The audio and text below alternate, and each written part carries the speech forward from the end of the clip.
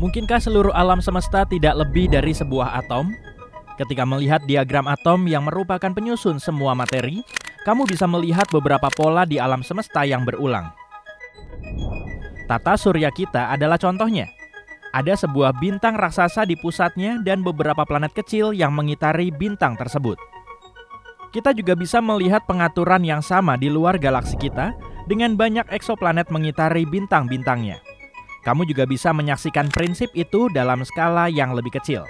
Ini adalah cara partikel yang disebut proton dan neutron bergerak mengelilingi pusat atom yang disebut nukleus atau inti atom. Jadi bayangkan kamu ingin menyusun sekumpulan magnet positif. Mereka terus mendorong satu sama lain, bukan? Itulah yang seharusnya terjadi pada proton dalam atom. Semuanya bermuatan positif, jadi seharusnya mereka saling tolak-menolak dan terbang ke segala arah. Namun, atom-atom itu ada, jadi pasti ada sesuatu yang menyatukan mereka.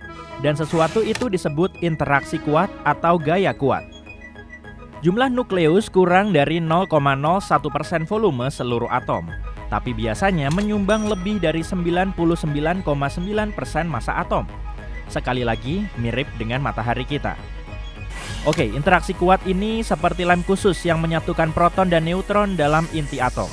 Dengan cara yang sama, gravitasi mencegah kita terbang menjauh dari tanah ke dalam kegelapan antariksa. Nah, lem ini berasal dari beberapa partikel yang sangat kecil di dalam proton dan neutron yang disebut quark.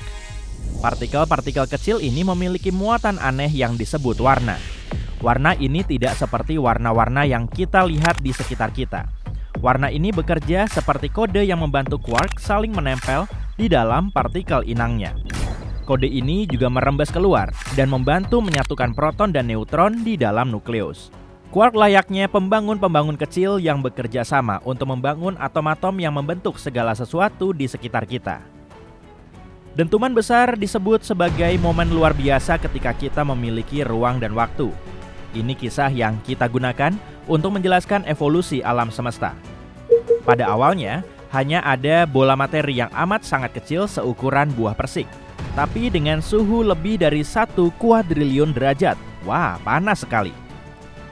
Dan kata dentuman pada nama ini tidak berarti benar-benar terjadi ledakan di luar angkasa. Buah persik ini mulai menyebar dan ruang muncul di mana-mana.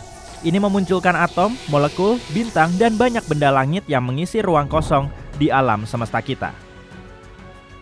Pada dasarnya, semua elemen yang menyusun kita terbentuk dalam beberapa menit pada tahap paling awal alam semesta, sekitar 1/100 dari 1/1000.000 dari 1/triliun detik. Oh, tunggu, beri aku waktu sebentar untuk memprosesnya. Baiklah, lanjut. Pertumbuhannya luar biasa pada tahap itu.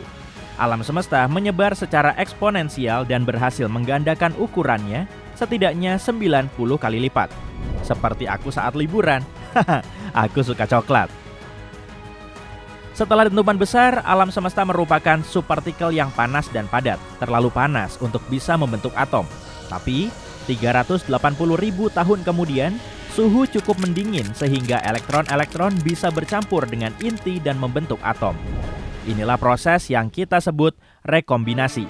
Dan inilah yang membuat alam semesta menjadi transparan. Bayangkan menyalakan saklar lampu, tiba-tiba kamu bisa melihat semuanya. Namun hanya karena alam semesta menjadi terlihat, bukan berarti terang juga. Saat itu merupakan masa kegelapan karena belum ada bintang atau galaksi, seperti kanvas kosong yang menunggu sesuatu dilukis di atasnya.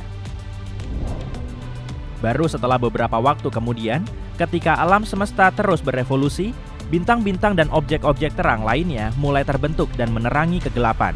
Dan alam semesta terus berevolusi, sambil terus diisi oleh planet-planet, asteroid, galaksi, dan objek-objek lainnya. Itulah cerita yang sudah kita dengar selama beberapa dekade terakhir, dan harus kuakui, cerita ini cukup bagus. Para ilmuwan telah banyak mempelajarinya.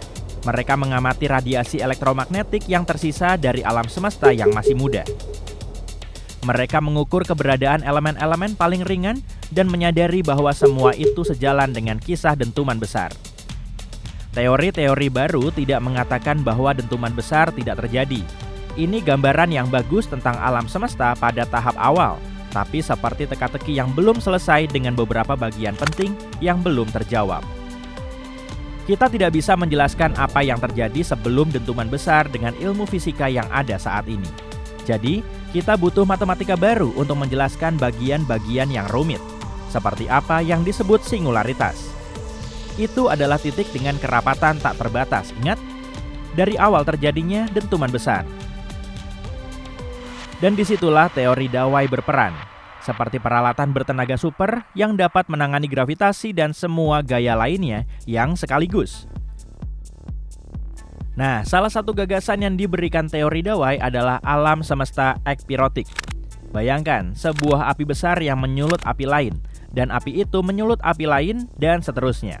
Dalam skenario ini, dentuman besar bukanlah awal dari segalanya, tapi hanyalah salah satu bagian dari proses yang lebih besar.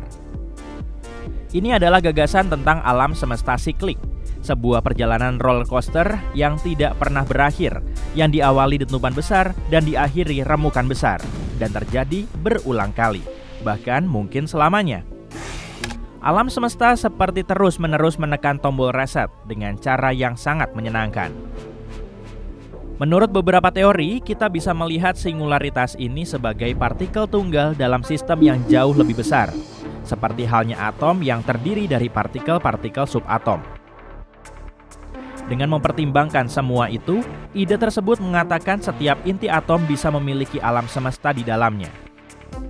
Jadi, seluruh alam semesta kita hanyalah bagian kecil dari sebuah atom di alam semesta yang jauh lebih besar yang terdiri dari atom-atom dengan lebih banyak kosmos. Lebih banyak atom, lebih banyak kosmos. Sangat menarik.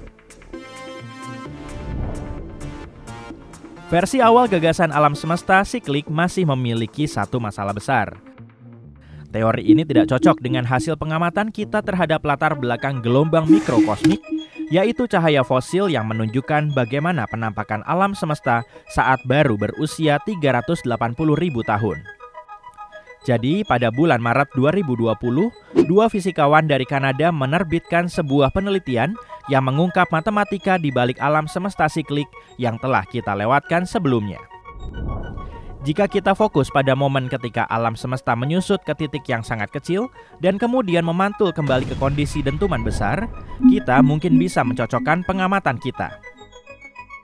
Hanya saja, kita harus menunggu lebih banyak eksperimen baru untuk menguji ide ini.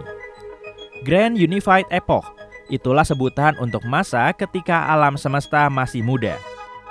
Pada saat itu, materi dan antimateri yang seperti bayangan cermin satu sama lain ada dalam jumlah kurang lebih sama. Tapi karena keduanya memiliki kekuatan yang berlawanan, ketika saling bersentuhan, mereka akan saling menghancurkan dalam ledakan dahsyat, seperti kembang api. Artinya, meskipun materi dan antimateri terus-menerus diciptakan dan dihancurkan, entah bagaimana, selalu ada lebih banyak materi daripada antimateri. Dan itu bagus, karena jika tidak, kita tidak akan punya apa-apa lagi. Seiring waktu, partikel-partikel mulai saling menempel dan membentuk benda-benda yang lebih kompleks, seperti atom dan molekul. Dan terakhir, bintang-bintang terbentuk dan menciptakan elemen-elemen yang lebih berat lagi. Tapi, suatu hari nanti, jauh di masa depan, semua bintang itu akan padam. Ketika bintang terakhir perlahan mendingin dan memudar, alam semesta akan berubah menjadi kehampaan yang gelap, tanpa kehidupan, cahaya, atau apapun yang kita ketahui atau kita asumsikan ada. Pada suatu saat, lubang hitam yang rakus akan melahap semua materi di ruang angkasa. Pada akhirnya, bahkan lubang hitam pun akan lenyap menjadi cahaya yang sangat kecil. Alam semesta kita akan terus mengembang, cahaya akan menyebar dan tidak bisa berinteraksi dengan apapun. Jadi, semua aktivitas di alam semesta akan berhenti. Antariksa akan menjadi tempat kosong tanpa bintang, planet, atau apapun, dan akan berakhir di sana, atau baru saja dimulai, dan mungkin disitulah kita akan bertemu lagi.